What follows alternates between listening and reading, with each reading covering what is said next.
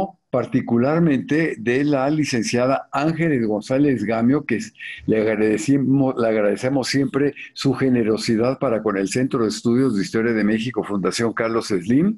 Y Ángeles, bienvenida. Sabemos que vienes desde lejos, que vienes corriendo, pero bueno, ya estamos aquí y ya tienes un público de más de 200 seguidores, ¿eh? Entonces, uy, bueno, es un triunfo. Muchas gracias a todos los que nos siguen. Estamos siempre buscando las mejores formas de llegar a un público amplio con temas que se tocan poco en otras instituciones. Eso es lo más importante. Y dar a conocer no los temas, pero sobre todo a los expositores que son de primera, como en el caso de ahora.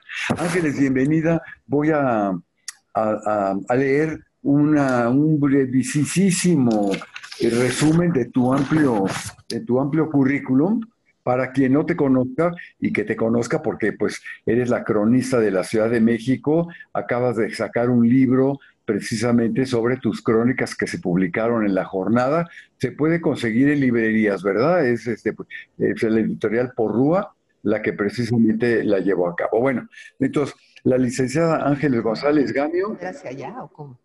cronista del Centro Histórico desde 1997.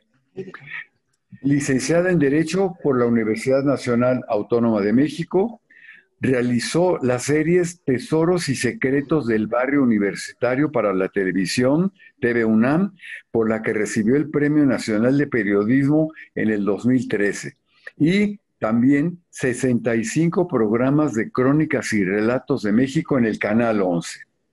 Colaboradora del periódico La Jornada desde 1992. Autora de 15 libros y una obra de teatro. Miembro de la Academia Hispanoamericana de Ciencias, Artes y Letras, miembro titular del Seminario de Cultura Mexicana. Y entre los premios que ha recibido está Jesús Galindo y Villa, y con la presea Miguel Otón de Mendizábal, que otorga el Instituto Nacional de Antropología e Historia. La medalla al mérito en artes que otorga el Congreso de la Ciudad de México en el 2021 y la que otorga el Festival de la Ciudad de México en el Centro Histórico en el 2009. Premio Nacional de Periodismo por su trayectoria en el año de 2020 y Premio Federico Sescose en el 2022 que otorga la UNESCO a través de ICOMOS Mexicano AFE. Pues Ángeles, para nosotros, para el Centro de Estudios, es un honor tenerte aquí y además en presencia aquí directamente en el Centro de Estudios, agradeciéndote como siempre tu tiempo, tu disponibilidad y a nombre del Centro de Estudios de Historia de México, Fundación Carlos Slim, inauguras precisamente este curso que lleva por título Devociones Novohispanas. Así que, pues muchísimas gracias con tu conferencia, El Señor del Rebozo, que no es casual porque yo desde que te conozco siempre tienes un rebozo en el hombro derecho. Así que bueno, pues ahí lo tienes también, ¿no? Así que te escuchamos con gran gusto y te damos la bienvenida. Adelante, Ángeles. Muy bien. Muchas gracias, Manuel. Adelante, ¿Ya? Adelante. Sí. Pues la verdad, como siempre, para mí es un gusto enorme estar aquí.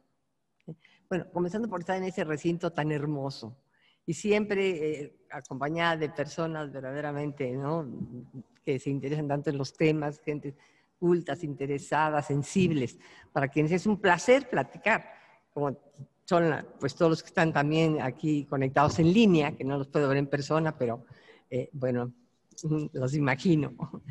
Y hablando de este tema, que se me hace muy apasionante, esto de las devociones, y a mí en particular, como se imaginarán, por esta cuestión de que yo tengo rebocitis, o sea, toda mi vida desde hace, pues yo creo que 30 años o más, siempre traigo un rebozo.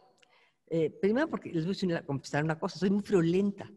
Y los rebozos tapan muy, muy sabroso, y cuando no es uno taparse con ellos, es un adorno precioso. Y porque es una prenda verdaderamente admirable, que siento que no la tenemos bien valorada en México. La verdad, yo creo que todas veces deberíamos traer un rebozo en lugar de traer chales o pashminas o mascadas, porque son una belleza y ahora ya han hecho una variedad impresionante y son obras de arte verdaderamente. Pero bueno, al margen de eso, mi cápsula del rebozo, les quiero comentar de esta devoción que la verdad a mí me impresiona que siga tan vigente. Como ustedes saben, vamos a remontarnos primero a la llegada de los dominicos a la Nueva España. Ellos son la segunda orden en llegar después de los franciscanos. La tercera van a ser los agustinos y por último los jesuitas. Entonces, cuando llegan los dominicos, les van a dar un predio cercano a la Plaza Mayor, que era siempre lo más codiciado, pero ya estaba prácticamente todo ocupado. Y entonces les dan muy cerca un predio donde se dice que puede haber habido un palacio de Cuauhtémoc, uno de los palacios de Cuauhtémoc. Pero en fin, en ese entonces era un predio, digamos, vacío. Y ahí ellos levantaron un convento y un templo sencillos y lo formaron como una plaza. No era un predio baldío, pero se fue conformando como una plaza, porque ellos venían encargados, los dominicos también, de establecer el santo oficio de la Inquisición. Entonces, porque todavía no llegaba el primer inquisidor, voy a poner si quiero la imagen de la primera plaza de Santo Domingo, la que teníamos, ahí está. Miren qué hermosa la plaza, esta versión como el siglo XVII, XVIII, el siglo XVIII yo creo. No, sí es el XVIII porque ya están los edificios originales, finales del XVIII. Bueno, ellos construyeron, como les digo, un sencillo templo y convento y a un lado van a levantar unas instalaciones para el oficio, para la Inquisición y van a ser las famosas cárceles de la Perpetua.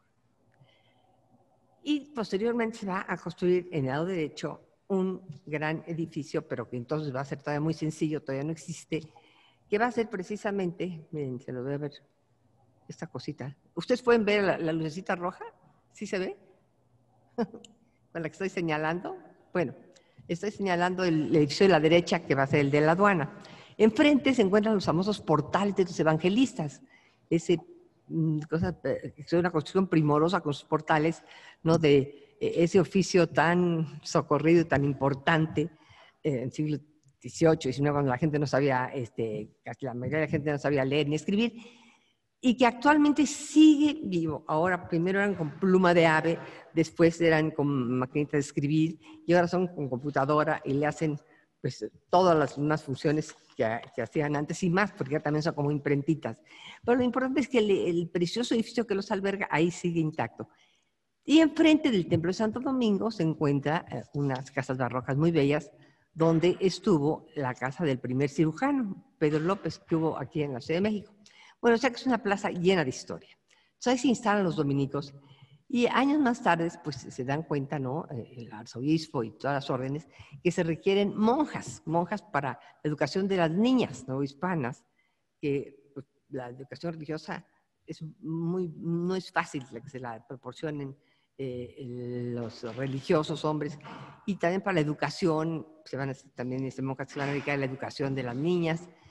Y entonces llegan las primeras monjas dominicas y les van a dar en las cercanías un predio de buen tamaño, en lo que ahora es la calle de San Ildefonso y la calle de Brasil.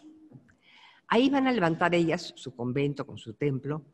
Y bueno, ahora, todas esas construcciones que hicieron en el siglo XVI, principios del XVII, se van a reconstruir en el siglo XVIII, porque van a padecer inundaciones, temblores, y finalmente ya en el XVIII, que aparte ya estas órdenes ya son bastante opulentas, ya pueden levantar estos edificios preciosos que todavía podemos ver.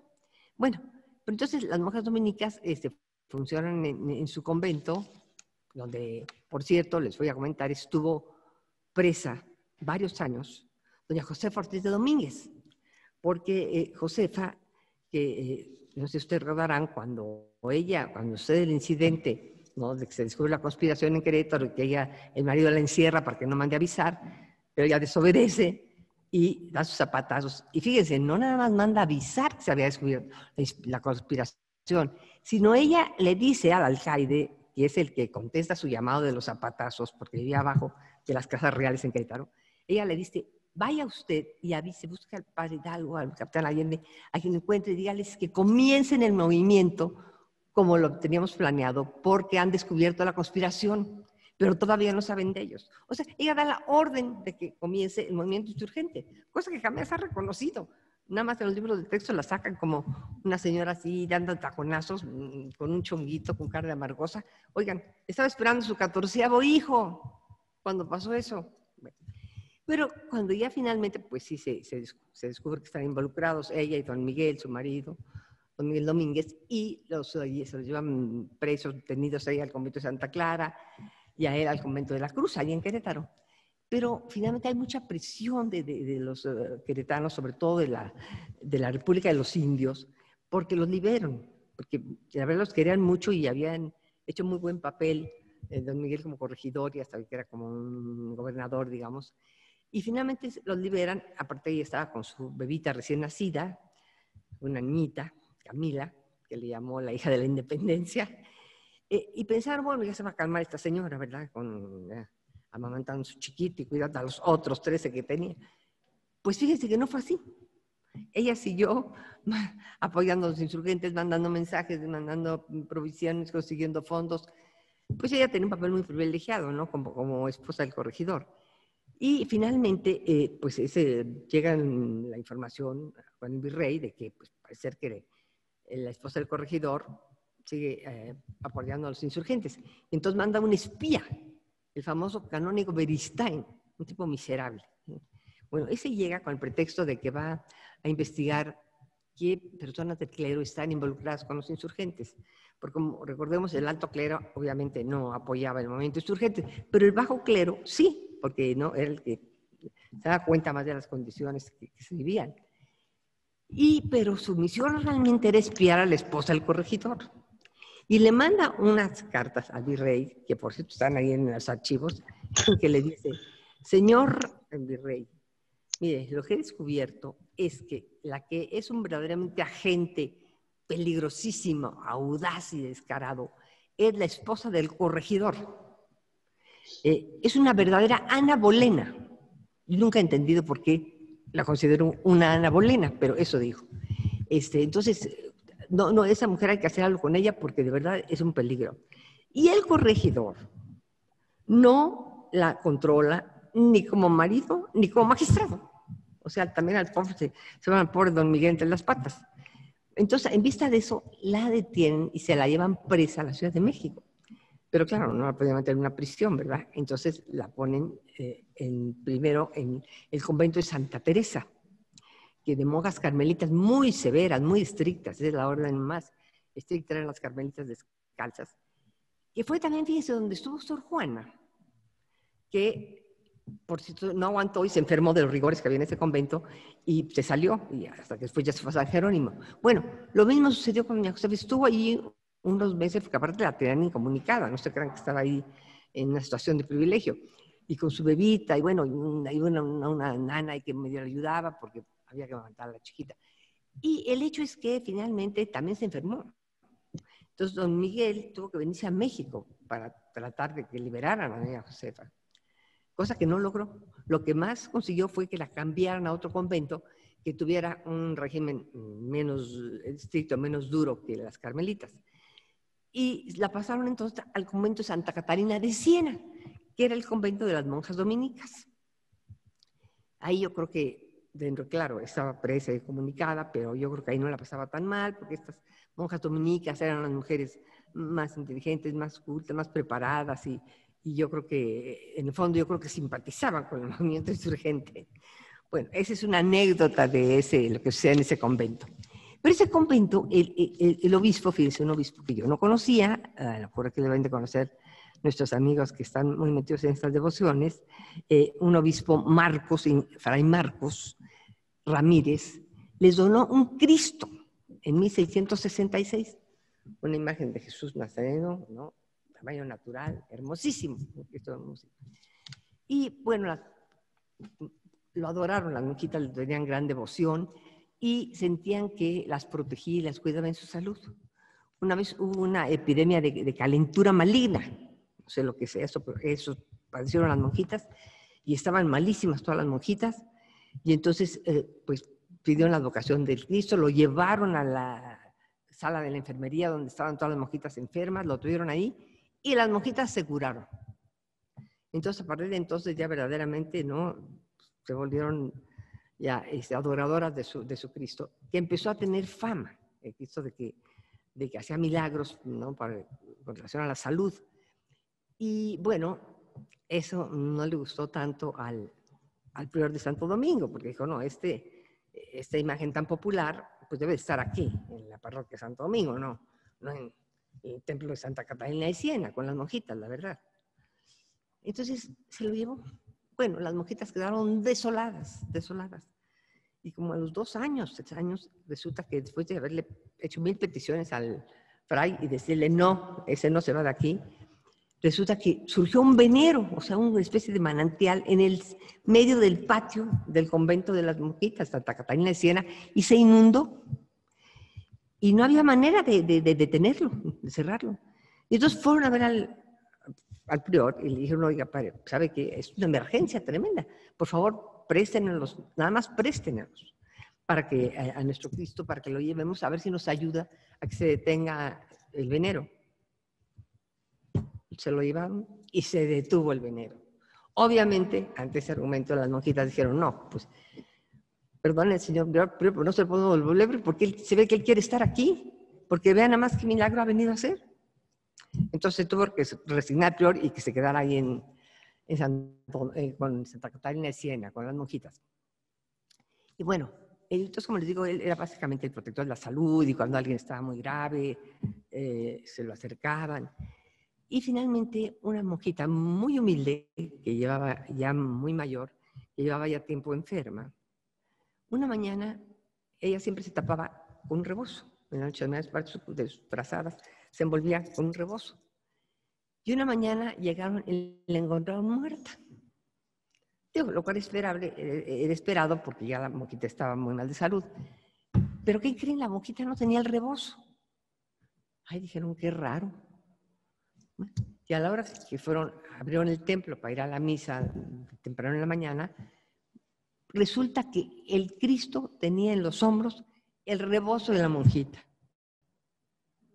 Lo cual obviamente indicaba que él había ido a acompañarla en sus últimos momentos antes de morir, a la más humilde del convento, y ella, en agradecimiento, le dio su rebozo. A partir de entonces se volvió la costumbre de, cada vez que hacía un milagro, llevarle un rebozo. Y cada viernes, primero de mes, se le rezaban 33 credos. Entonces, corrió la voz y el famoso Cristo empezó a llenarse de rebozos. Bueno, ¿pero qué pasó con él? Resulta que después viene ya la ley de reforma, que, como sabemos, le quitan los bienes a la iglesia. El templo de Santo Domingo se salvó, milagrosamente, pero bueno, el convento, como sabemos, se destruyó. Era un convento hermosísimo. Después del de San Francisco era el más grande y el más lujoso. Entre otros, tenía una capilla del Rosario que dicen que era una verdadera alhaja. Y todo eso se destruyó, inclusive se le abrió una calle para mutilarlo bien y que no fueran nunca a volverse a meter. Y una calle que, según decía don Artemio del Valle Arizpe, no va a ningún lado ni viene de ninguno. Es la calle de Leandro Valle, que efectivamente no va a ningún lado ni viene de ninguno. Ahí está toda la callecita esa. Bueno, pero el de las monjitas, eso sí, la sacaron del convento y su convento, ellas se tuvieron que salir del convento y el Cristo famoso se fue con todos sus rebozos al templo de Santo Domingo. Y el convento de las dominicas es el templo, se volvió un templo metodista, que todavía existe y todavía está ahí. Y el convento, que era un convento grande, decidieron convertirlo o remodelarlo para que fuera la escuela de jurisprudencia, que funcionó ahí hasta 1954, en que todas las facultades y escuelas, como ustedes recordarán, estaban ahí en el barrio universitario, en el centro, y se trasladaron hacia Universitaria. Y entonces, bueno, ahí la antigua jurisprudencia se ha quedado como un lugar de estudios superiores, hay una biblioteca muy bonita, y que por cierto acaban de hacer un hallazgo importantísimo, que hay que estar pendientes cuando permiten visitarlo. Se encontró en una reciente remodelación una enorme cabeza de serpiente, impresionante, como la que encontró Manuel Gamio en 1914, que le hizo saber que ahí estaba el Templo Mayor, que se pensaba que estaba abajo de la catedral, una cosa semejante y con restos de pintura original. Una cosa verdaderamente soberbia. Y la están restaurando ahí todo y la van a dejar ahí, pero le tienen que hacer un nicho especial, no sé qué. O sea, hay que estar pendientes. Bueno, todo eso en Santa Catalina de Siena. Y entonces ahorita les voy a enseñar algunas imágenes de todas estas cosas, porque es emocionantísimo. Mire, cuando vayan a Santo Domingo, que es un templo bellísimo, ahí estuvo muchos años el padre Julián Pablo Fernández. No sé si se oyeron hablar de él. Era un hombre verdaderamente, pues muy genial. Era arquitecto, pintor, cineasta, muy íntimo amigo de Buñuel. Los últimos años de la vida de Buñuel, todas las tardes iba el padre Julián a platicar con él, porque hablaban de teología y bueno, lo que ustedes quieran. Él sabía de todo, de cine, de todo. Y era un gran arquitecto. Entonces, él remodeló el altar mayor. Fíjense, es que a mí me cae muy en gracia esto de que, como siempre queremos estar a la moda, ¿no? Entonces, ustedes saben, aquí el siglo XVII, el siglo XVIII, prevaleció el estilo barroco. Y en la Ciudad de México se caracterizaba por esa piedra rojiza, color vino muy hermosa, y decorada con chiluca, esta piedra gris plateado, bellísima, muy dúctil para labrarse, con lo cual se hicieron esas maravillas barrocas que todavía podemos disfrutar. Entre otros, les voy a decir que la fachada del Templo de Santo Domingo. Cuando vayan van a ver qué maravilla es. Bueno, entonces en el interior, pero después ustedes recordarán que llegaron a gobernar España los Borbones. Y los Borbones tenían otra mentalidad, porque ya hemos comentado mucho, ¿no? que como la arquitectura es un reflejo de la mentalidad y los valores de una época, ¿no? Por eso había, por el barroco, la música barroca, la literatura barroca. Y cuando llegan los Borbones, ellos tienen otra mentalidad, que es una mentalidad racionalista del orden. Y entonces, esa mentalidad se va a reflejar en un estilo arquitectónico totalmente diferente, ¿no? Que va a ser el neoclásico, que va a ser volver a copiar lo clásico, lo griego, ¿no? Y entonces empiezan a destruir muchas obras barrocas maravillosas para hacerlas neoclásicas. Todo el mundo quiere tener ya todo neoclásico por estar a la moda. Y en las iglesias empiezan a destruir los altares barrocos para sustituirlos por neoclásicos. Una salvajada. Pero fíjense que es curioso, pero yo no se acaba el dinero o la constancia, ¿ok? Pero casi nunca acababan de hacerlo. Entonces, en el Templo de Santo Domingo, igual que en la catedral, tienen capillas laterales. Y en esas capillas laterales, bueno, como decimos popularmente, están campechaneados retablos barrocos con retablo neoclásico, barroco, neoclásico. Algo verdaderamente gracioso que a los extranjeros les llama mucho la atención. A veces historiadores de arte alemanes, ya lo he platicado muchas veces, los llevé y decían, ¿pero qué es esto? Qué interesante, porque son dos estilos, ¿no? Digamos, antitéticos. Entonces, y aquí conviven uno con el otro. Dice, pero ¿saben lo peor? Decía, que no se ve mal. Ustedes los mexicanos pueden hacer unas cosas muy extrañas y que se vean bien. Pues es que, porque finalmente nuestro neoclásico en los altares, en los retablos, tiene mucho toque barroco, porque siempre le ponemos oro, si se fijan. Pero bueno, ya me estoy desviando del tema. Entonces, ahí se van a llevar al Señor de Rebozo y le van a colgar en una de las capillas laterales. Y el padre Julián, bueno, muchos años más tarde, y ahí sigue la devoción de los rebozos y todo, decide, fíjense, el templo tenía esta cuestión, tiene hasta la fecha estos retablos campechaneados, barrocos y neoclásicos, pero el altar mayor, el retablo principal, que tiene a los lados unos retablos barrocos, bueno, incomparables, era en estilo neoclásico, pero como que no lo acabaron, porque estaba pintado todo como de color crema, como carnicería, una cosa horrorosa. Y el padre Julián dijo, no, esto no puede ser. Con las joyas que tenemos aquí, tener este retablo, no. Sí, pero es que parece que era un diseño de Tolsade. Bueno, posiblemente sí, pero no esos acabados de pintado color crema. Y entonces se puso a restaurarlo, a conseguir fondos, y como la gente lo quería muchísimo por su talento, consiguió muchos fondos y le ha hecho una obra maravillosa con las paredes de hoja de plata. Y fíjese, descubrió unas columnitas de mármol, color verde, precioso, jaspeado en la parte de arriba. Y en la parte de abajo del altar tiene unas enormes columnas. Dijo, híjole, pero preguntó cuánto le costaban ponerlas de mármol. Era imposible, ¿no? Con todos los donativos. Y entonces consiguió unos escayoleros, o sea, unos orfebres, porque realmente son orfebres, que saben trabajar la escayola. La escayola es una aplicación en el yeso con pinturas de diferentes tonos que va simulando los tonos del mármol. Y luego lo pulen finísimamente y ustedes juran que es mármol. Bueno, no saben cómo quedó de maravilloso. Ahorita se lo voy a enseñar. Y bueno, y el padre creó, allí hubiera traído mi medalla, hombre, se me pasó por las carreras, la cofradía del Señor del Rebozo. Entonces diseñó unas medallonas así, preciosas, con un listón morado, y los viernes íbamos las mujeres amantes del rebozo y del Señor del Rebozo, los viernes primeros de cada mes, a la misa de 12, que daba el padre muy solemne, en honor del Señor del Rebozo. Lamentablemente el padre ya no vive, ya no se hace eso, pero yo ahí tengo mi medalla preciosa, como no la traje. Entonces les voy enseñando unas imágenes de todo esto que les he platicado. Miren, no soy muy avisada para esto. Bueno, ahí vieron la imagen del siglo XVIII, ¿no? Ay, espérenme. No, es aquí. Oye. Oh, ya me ando de... A ver, necesito ayuda de este señor tan gentil, porque ya me... Quiero regresarme a la... es ahí, bueno, sí.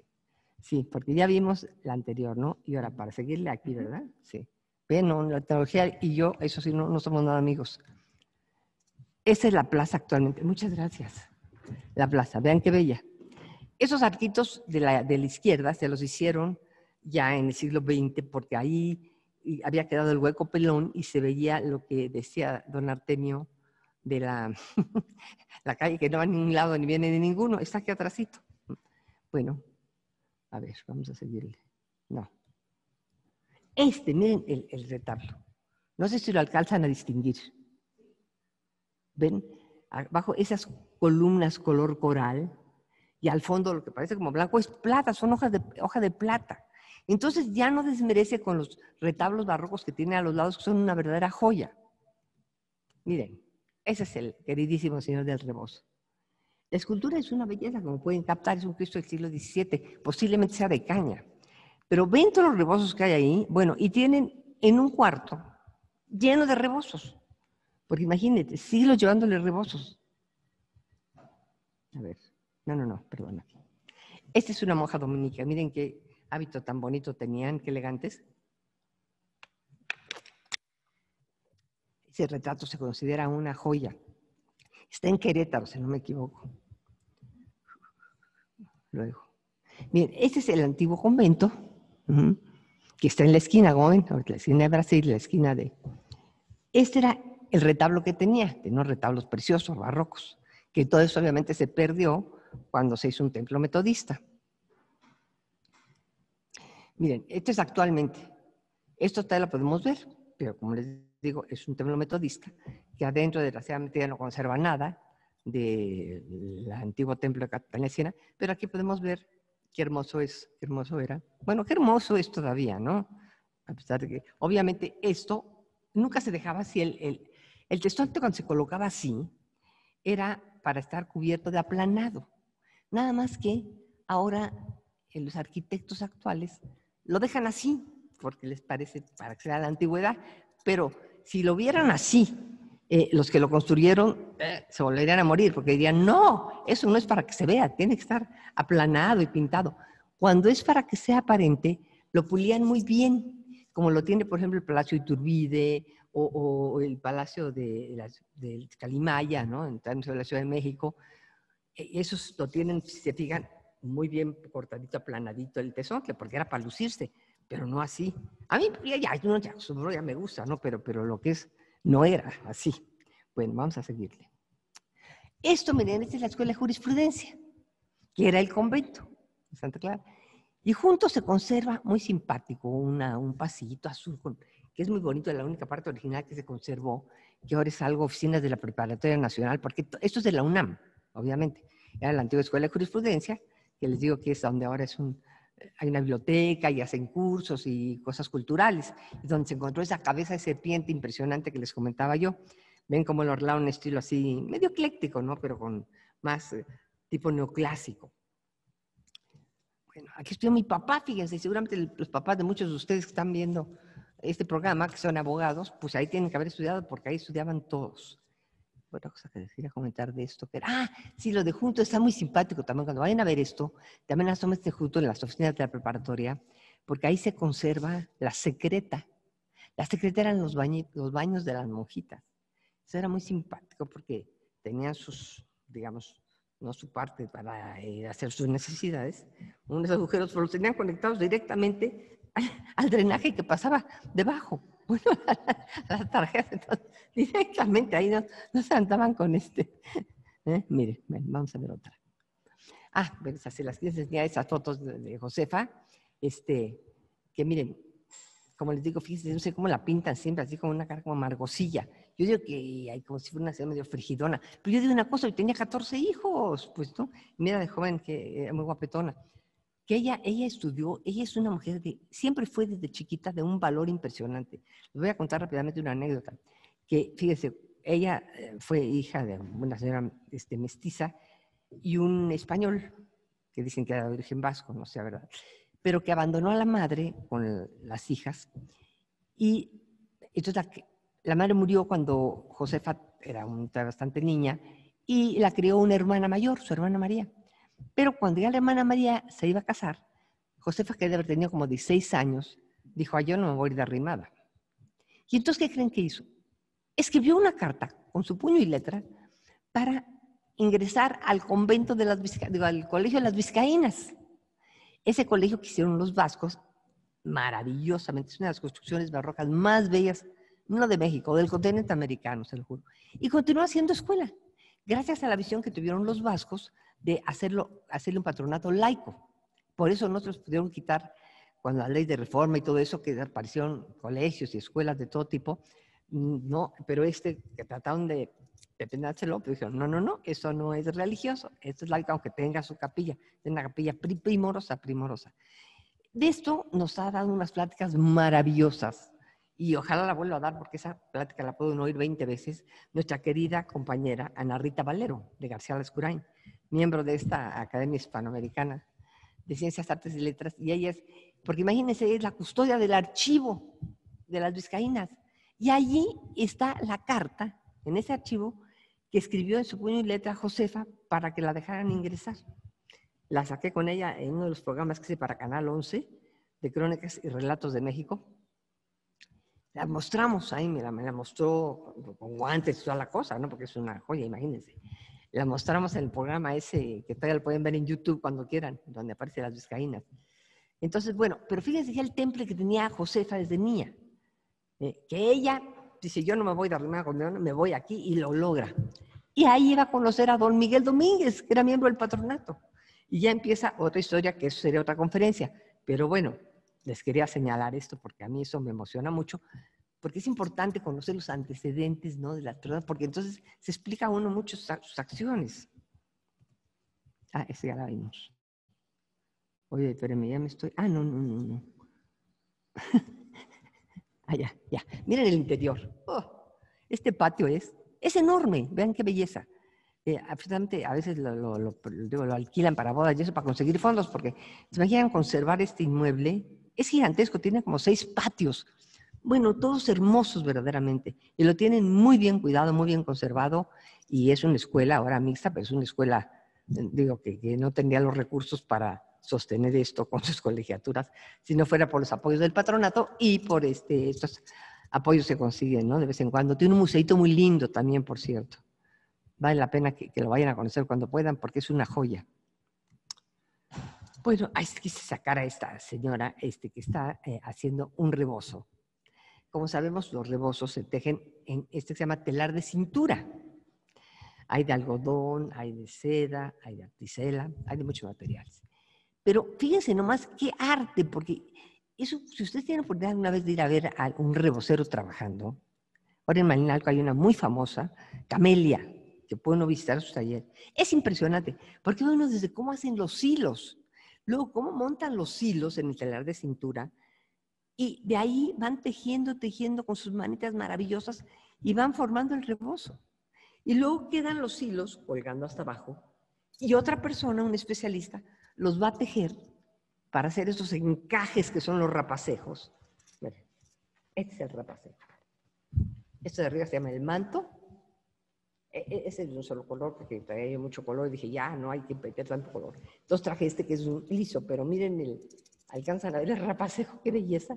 Imagínense hacer esto a mano. Es una cosa, pero bellísima. No sé si lo alcanzan a ver, espero que sí. Bueno, entonces quise ponerle eso porque sí me emociona. Y por último, mira, este es una imagen que está solito, sin rebozos, para que puedan apreciar la belleza de escultura que es. Vean las manos, vean el rostro. Y atrás, ¿saben qué? Atrás se puede ver las columnas que les dije. Díganme si no jurarían que son de mármol. ¿La están viendo? ¿Eh? Qué belleza, ¿no? Bueno, pues esas son las que hizo el padre Julián, para que vean aparte cómo todavía en México tenemos artesanos tan extraordinarios que saben hacer esas técnicas que eran bueno, se usaban prácticamente desde la época romana, ¿no? El escayola, pero cómo lo siguen haciendo y con ese mismo talento. Esto tiene como 20 años, y miren, están impecables. Y ustedes las tocan y están tocando mármol. Maravilloso. Y esta última imagen, con la cual me despido, porque aparte los padres tratan de cambiar los rebozos, pero como les llegan tantos, y miren, aquí está una señora que va aquí a la derecha, la pueden ver, una señora que está precisamente llegando a entregar un rebozo. Y eso está vivo hoy.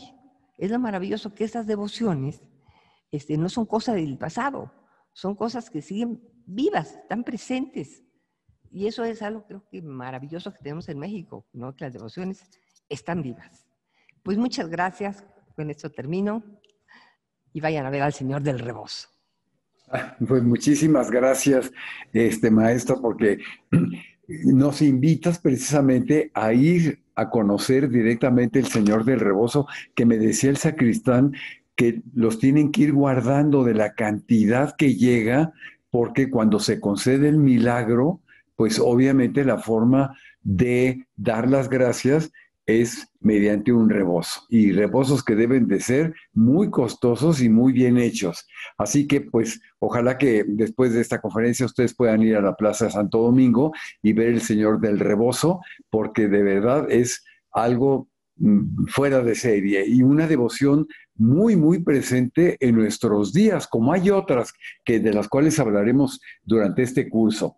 Pero bueno, tienes comentarios, desde luego, tienes una felicitación desde Grecia, desde Semina, que nos sigue cotidianamente, también de Jalapa, de Cuanalán y demás, que llama mucho la atención que la imagen que tenemos de la corregidora, que era casi como monjita, haya tenido 14 hijos.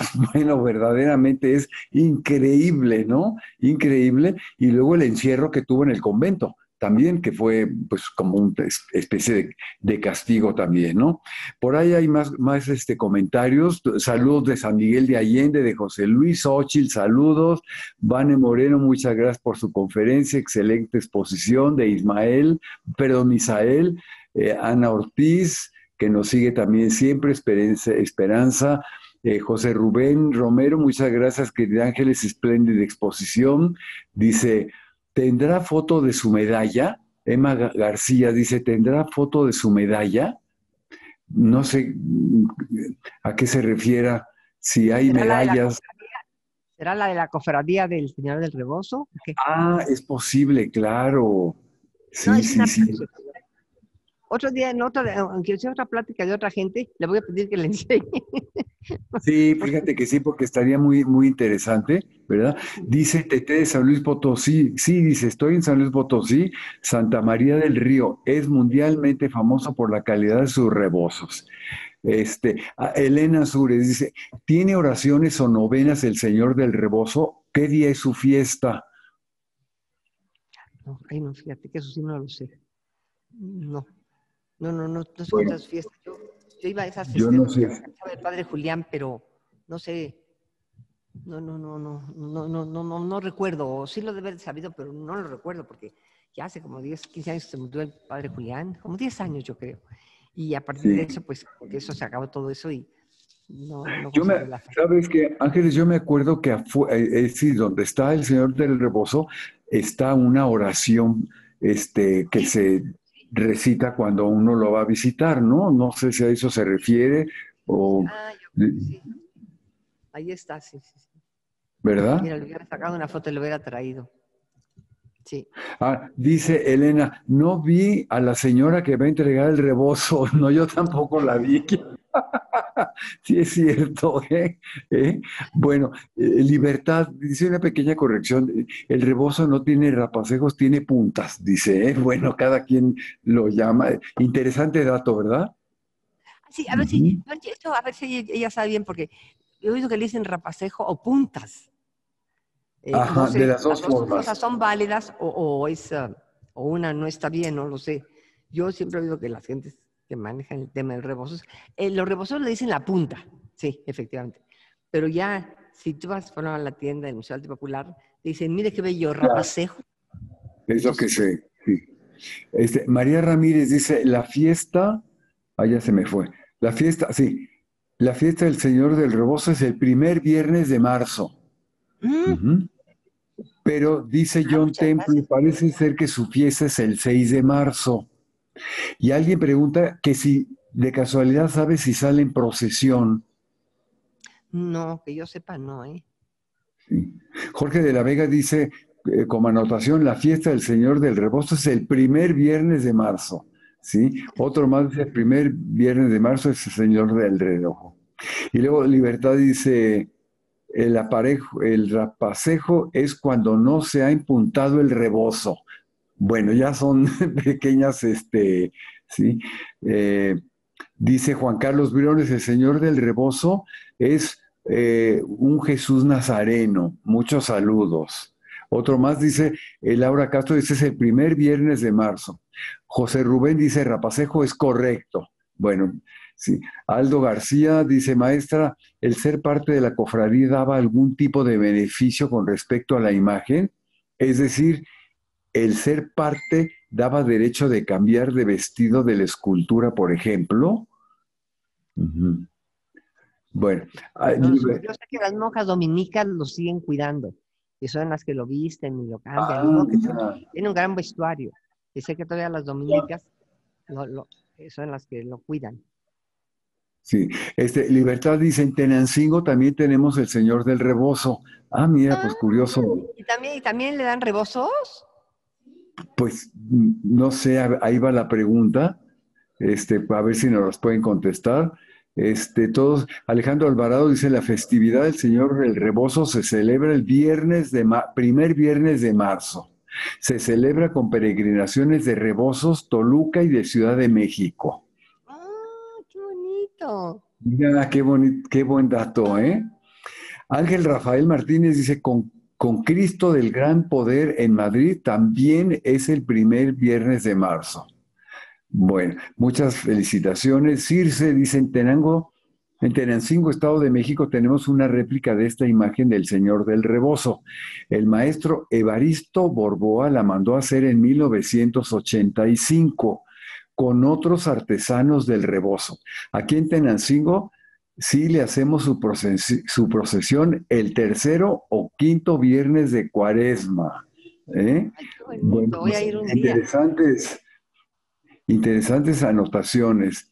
Dice Rodolfo Hernández, las imágenes con estas características de nazarenos tenían una función procesional para la Semana Santa. ¿Usted conoce algún registro histórico que hable de prácticas parecidas con el Señor del Rebozo? No. No, no, pero le voy a preguntar, pero voy a ir a visitarlo, voy a parar la oración y preguntarle a Pro que si no lo sacan en procesión, porque pues, ya ves que van cambiando según el peor que esté al Claro, frente. Oye, la maestra queridísima que nos vino a ver ¿de dónde? Toluca. Desde Ah, Toluca, no, quiere hacer de, una de- pregunta. Maestra, quería hacer una pregunta a usted, ¿no? A ver, a que te acerquen le acerca el el micrófono. micrófono. Sí. Dile los generales de la maestra tan linda que vino de Toluca. La maestra La doctora María Jarquín. Teresa Jarquín, que viene desde Toluca y que va a presentar una conferencia sobre el Señor de Chalma, por cierto. Bueno, Adelante, María Teresa. hay varias cosas. En Tenancingo, la industria principal es el rebozo. Sí se celebra, sí tienen el Cristo, pero ese reciente se mandó a hacer. Y tejer la punta del rebozo ha sido algo muy típico, a tal el extremo de que cuando en Santa María del Río se había perdido la técnica, porque es toda una técnica saber tejer ese encaje o punta del rebozo, se había perdido, se llevaron a personas de Tenancingo para que enseñaran a los de Santa María del Río en San Luis Potosí para que volviera esa técnica. Es una técnica muy especial porque es como un encaje de bolillo que se van poniendo los alfileres y se va tejiendo sobre eso. Se pueden adquirir, y yo creo que eso es muy importante en Tenancingo, cuando vaya la gente a comprar un rebozo, porque son a precios muy módicos. Las puntas son bellísimas y van formando imágenes, por ejemplo, de patos o según de lo que cada uno. Para esta celebración del Señor del Rebozo se forman como eucaristías con las puntas. Es una belleza verdaderamente y le tienen una advocación muy especial ahí en Tenancingo porque lo sacan, hacen toda una trayectoria por todo el pueblo y lo vuelven a depositar a donde está. Lo que sí no sé si en Tenancingo se esté creando, como lo tienen aquí en Santo Domingo, un museo de los rebozos, porque eso es muy, muy importante tener eso. Y eso es muy, muy bonito todavía. Me encantó la conferencia, ¿eh? Me encantó su conferencia. ¿Cómo no? Y tienes muchas felicitaciones. Dice Virginia Hernández. A ver, que te acomodes otra vez. Dice Virginia Hernández, esta oración nos dieron un día que fuimos a verlo. Y que, entre comillas, dice, acude al altar del pueblo, pues según el vulgo cuenta, sin ante el Señor del Rebozo, 33 credos se rezan de 3 gracias que le pidan, una gracia nunca niega, siempre que resulte justa y al creyente convenga. ¡Ah, qué ¡Ay, qué bonita! bonito! Fíjate que sí, Qué la de los interesante. 33 credos, sí, sí, sí, qué bonito. Que por cierto, yo he comprado mucho rebozo en Tenancingo, yo creo que es el rey de los rebozos. Los venden en el mercado además y todo ahí, en todos lados. Es una maravilla. Sí. Ya. Libertad también dice, la venta del rebozo en Tenancingo es todos los domingos de 8 a 14 horas en la calle 14 de marzo. Bueno, pues para que vayamos allá. Y dice Salvador, Templo de Santo Domingo, ¿en algún tiempo estuvieron los restos de Fray Servando Teresa de Mier? Ah, sí, cómo no. Y fíjate tú que cuando destruyeron el convento, encontraron las criptas y salieron momias. Y esas momias Ah, las recargaban en una pared mientras se iban demoliendo. Y entonces pasó el dueño de un circo y dijo, ¿y esas momias? Pues las encontramos ahí, quién sabe qué. Oigan, las compro. Las compró y se las llevó de gira. Ya él se dio un día cuenta que una de ellas era Fray Servando. Se lo llevó, le dio una sepultura. Pues yo digo que Fray Servando, que era un aventurero, digo, de película, había estado feliz paseando con el circo. Mucho más contento que estar en una tumba, ¿verdad? Sí, es verdad. sí. Pues Ángeles, muchísimas gracias. Despertó mucho, mucho interés tu conferencia y desde luego, sea por devoción, sea por cultura, hay que ir a ver al Señor del Rebozo ahí en la Plaza de Santo Domingo, del lado izquierdo del templo, se conserva y muy bien como nos los mostraste en las fotografías, lleno de color por los diferentes rebozos que detrás de esos rebozos está el cumplimiento seguramente de algún milagro.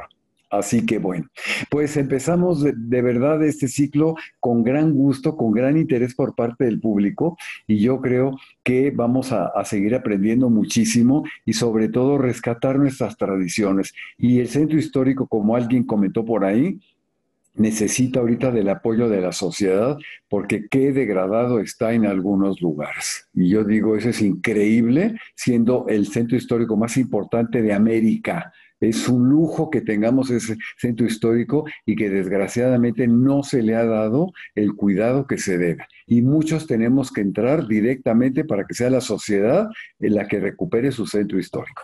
Pues a nombre del Centro de Estudios de Historia de México, Fundación Carlos Slim, gracias a todos los que nos siguieron. Nos vemos el próximo miércoles, que es la conferencia de David Pérez Becerra, que es el Señor de Santa Teresa. Otro gran imagen que vamos a aprender muchísimo de la historia a través de la devoción. A todos los esperamos la próxima semana y muchas gracias nuevamente. Hasta pronto, muchas gracias.